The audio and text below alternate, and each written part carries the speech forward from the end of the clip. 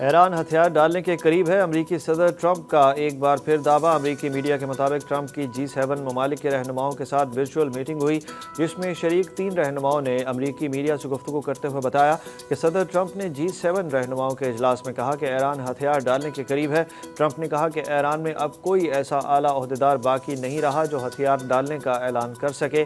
عہدیداروں کے مطابق ٹرمپ کا کہنا تھا کہ آبنائے ہرموز کی صورتحال بہتر ہو رہی ہے، کمرشل جہازوں کو آپریشن شروع کرنے چاہیے۔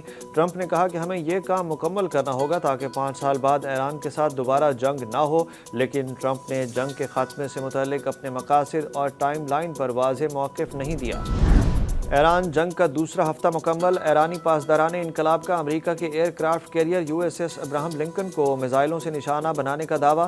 اسرائیل کا بھی 24 گھنٹوں میں ایران پر 200 سے زائد اہداف پر حملوں کا دعویٰ۔ تہران میں انقلاب اسکوائر کے قریب یوم القدس ریلی میں دھماکے سنے گئے، اسرائیل میں راکٹ گرنے سے 80 افراد زخمی، سینکڑوں گھر تباہ۔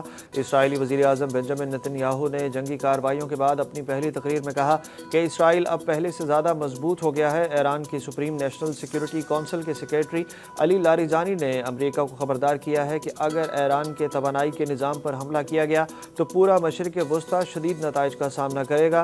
پاسداران انقلاب گارڈز کا کہنا ہے کہ القدس کی آزادی قریب ہے، فتح آزادی کے متلاشیوں اور مظلوموں کی دسترس میں ہے۔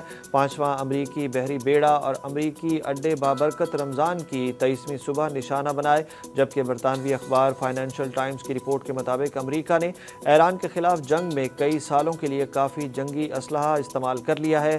دوسری جانب امریکہ نے 11 اپریل تک عارضی طور پر روسی تیل پر عائد پابندیاں اٹھا لی ہیں۔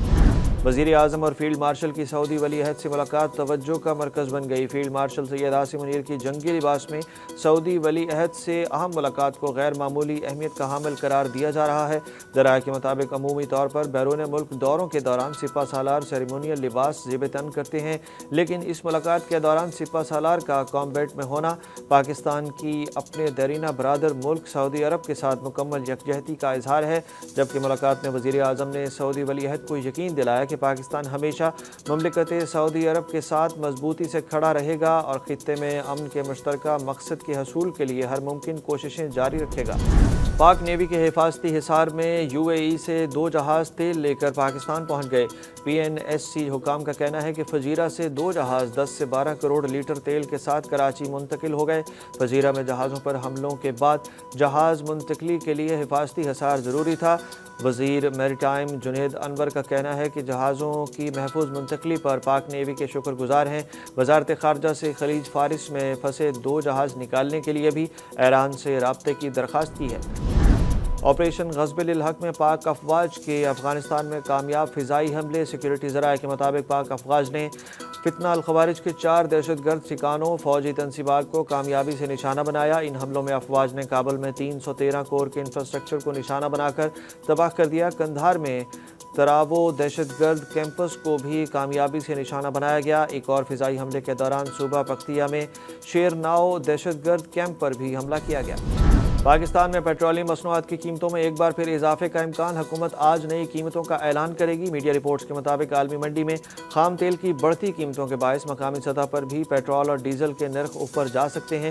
عالمی مارکیٹ میں کروڈ آئل کی قیمت $100 فی بیرل سے تجاوز کر چکی ہے، جس کے اثرات مقامی ایندھن کی قیمتوں پر بھی مرتب ہونے کا خدشہ ہے۔ وزیر پیٹرولیم علی پرویز ملک کے مطابق نئی قیمتوں کا تعین عالمی اوسط نرخوں کو مد نظر رکھتے ہوئے کیا جائے گا۔ آل پاکستان پیٹرولیم ڈیلرز ایسوسی ایشن نے ہڑتال کا اعلان کر دیا۔ مارجن نہ بڑھا تو 26 مارچ سے ہڑتال ہوگی۔ وائس چیئرمین PPDA طارق حسن نے کہا کہ حکومت نے رات کے اندھیرے میں تیل مہنگا کیا۔ 21 روپے پیٹرولیم لیوی بڑھائی گئی، باقی کے 36 روپے فی لیٹر کس کی جیب میں گئے۔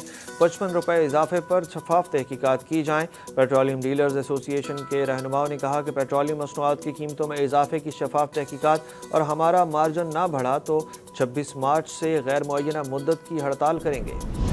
گورنر سندھ کی تبدیلی کے پیچھے چھپی ایک اور کہانی سامنے آ گئی۔ ذرائع کے مطابق گورنر سندھ کامران ٹیسوری کی تبدیلی کے معاملے پر وفاقی حکومت نے MQM کو گزشتہ سال نومبر میں ہی آگاہ کر دیا تھا۔ وزیر اعظم ہاؤس نے ڈاکٹر خالد مقبول اور گورنر کامران ٹیسوری کو آگاہ کیا تھا۔ گورنر کی تبدیلی کو رکوانے کے لیے مختلف حلقوں نے کوششیں کی، مگر نومبر میں تبدیلی کا فیصلہ کرنے کے بعد معاملہ رک گیا۔ ذرائع کا کہنا ہے کہ گورنر کی تبدیلی کے لیے اسلام آباد میں 11 مارچ کو ایک اجلاس ہوا، جس میں ڈاکٹر خالد مقبول کو مدعو کیا گیا، لیکن وہ کراچی میں تھے۔ تاہم MQM ذرائع کا موقف ہے کہ خالد مقبول کو اجلاس میں نہیں بلایا گیا۔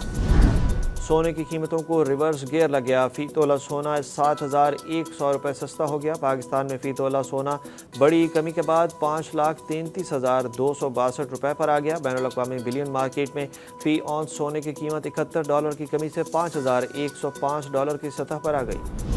موبائل پیکیجز مہنگے کرنے کی عوامی شکایات پر PTI کا نوٹس۔ PTI نے ٹیلی کام کمپنیوں کو ماہانہ بنیاد پر قیمتیں بڑھانے سے روک دیا۔ نئے پیکیج یا قیمتوں میں اضافے سے پہلے PTI کی اجازت لازمی قرار دے دی گئی۔ موبائل کمپنیوں کو پیکیجز کی قیمت 30 دن بعد بڑھانے کی اجازت بھی ختم کر دی گئی۔ حکام کا کہنا ہے کہ پیکیجز قیمتوں میں اضافہ صرف سہ ماہی بنیادوں پر ممکن ہوگا۔ انگلینڈ کی دی 100 لیگ میں پاکستانی اسپنر ابرار احمد کی بھارتی ملکیتی ٹیم سن رائزرز لیڈز میں شمولیت پر BCCI کے نائب صدر راجیو شکلا نے خاموشی توڑ دی۔